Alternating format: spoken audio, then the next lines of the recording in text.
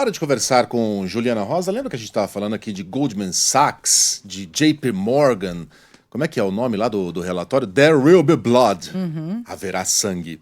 A Organização Mundial do Comércio concorda e diz que quem mais vai sofrer com a guerra tarifária são os próprios Estados Unidos, Juliana. Bom dia para você.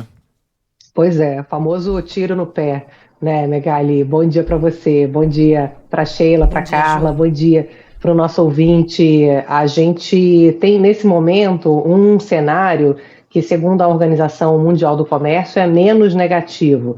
É um cenário temporário. A Organização Mundial do Comércio fez uma previsão menos pessimista diante desse recuo agora recente do presidente americano em relação às tarifas, aquelas chamadas tarifas recíprocas, que fez com que o Japão, a Europa, os principais parceiros pagassem uma média tarifária maior até do que aqui do Brasil, foi suspenso por 90 dias, teoricamente, né, porque nunca se sabe, e todo mundo ficou com a tarifa de 10%, que é a tarifa mínima, que é a mesma aqui do Brasil, e com exceção da China, o que a OMC diz que esse recuo nas tarifas globais faz com que a perspectiva de queda do comércio global ela tenha um impacto menor. A OMC fala que esse impacto, se voltarem as tarifas recíprocas, a queda do comércio global esse ano seria de 1,5%. E nesse momento, com essa suspensão das tarifas, a queda do comércio global seria de 0,2%.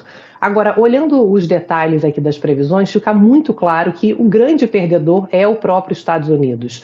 É o país, o único aqui que mostra uma queda brutal em todas aqui as considerações, tanto em exportações quanto em importações. A OMC, ela divide aqui as previsões por continentes, mas olhando na América do Norte, o que os especialistas me falam é que é basicamente Estados Unidos. Canadá e México não têm o impacto significativo aqui nessas previsões. Então, exportações com queda prevista aí em torno de 12% e importações com uma queda prevista de mais de 9%. Os Estados Unidos, eles são muito dependentes da importação de insumos, de partes, de peças, de materiais. Inclusive, esse é o argumento aqui da indústria do aço brasileira, porque para eles produzirem produtos acabados, eletrodomésticos, eles precisam do aço brasileiro, eles não têm produto suficiente para abastecer a própria indústria. Então, Estados Unidos altamente dependente, vai sofrer muito, tanto em termos de impacto aqui para poder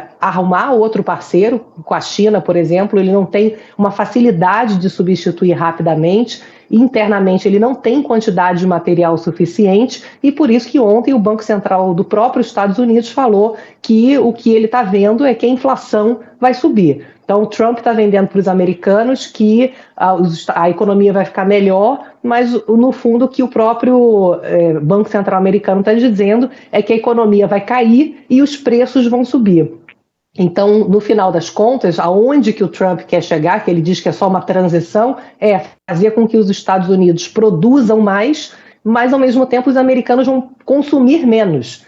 Vai gerar uma perda de poder de compra, vai gerar um sentimento de maior pobreza entre os americanos. Olhando para o continente asiático aqui, o que fica claro também é que todo mundo vai perder. Os asiáticos também vão vender menos, vão comprar menos, enfim, vão ter um PIB menor. Mas eles conseguem ainda assim ter crescimento, tanto em exportações quanto em importações, porque a Ásia consegue substituir o mercado americano, em parte, vendendo para outros países, porque eles são o grande produtor mundial. A gente aqui no Brasil, olhando aqui as perspectivas para a América do Sul também perde, mas é importante a gente olhar aqui, olhando justamente a maior preocupação nesse momento aqui para o Brasil, que é a invasão de produtos chineses. Os chineses vão rapidamente, cada vez mais, colocar mais produtos no mundo. Aqui no Brasil isso já está acontecendo, que se por um lado pode ajudar a nossa inflação, trazendo uma oferta maior de produtos mais baratos,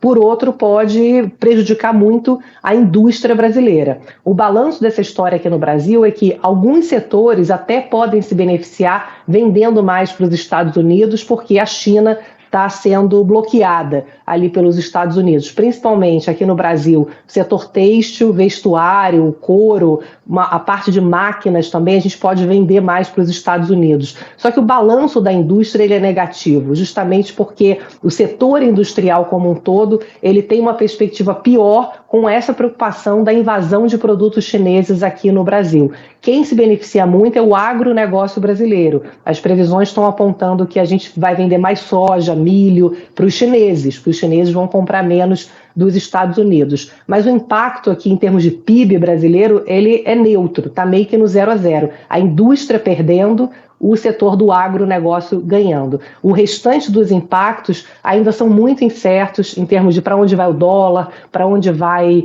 a questão da perspectiva de investimentos, né? Por enquanto, o que a própria OMC fala é que é um cenário de alto risco. Que é isso, né, gente? A gente não sabe o que o Trump vai decidir daqui a 5 minutos, né? Não. Pois é. Eu tenho grande admiração pelos Estados Unidos, sei de todos os problemas, de todas as interferências, das invasões, mas sempre achei um bom farol, um país admirável em vários sentidos, mas quer saber? Se fosse se dar mal, bem feito. Bem feito. Quem manda votar num lunático que já avisou o que iria fazer, né? Tá fazendo exatamente o que ele avisou que iria fazer. Então, escolhas. Juliana Rosa volta na semana que vem. Bom fim de semana, bom feriado, Ju.